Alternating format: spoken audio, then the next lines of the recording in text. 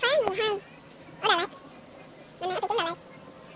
Nhà được bỏ hoang, như người dân nói ở đây đã bỏ hoang cả 10 năm rồi. Cũng đang xây được như thế này. Thôi, có gì đó tôi thấy hơi sợ.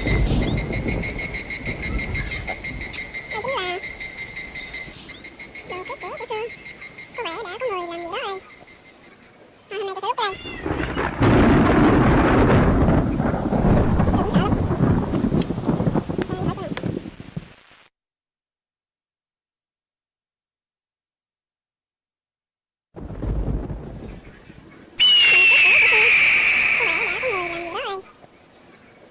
chỗ này.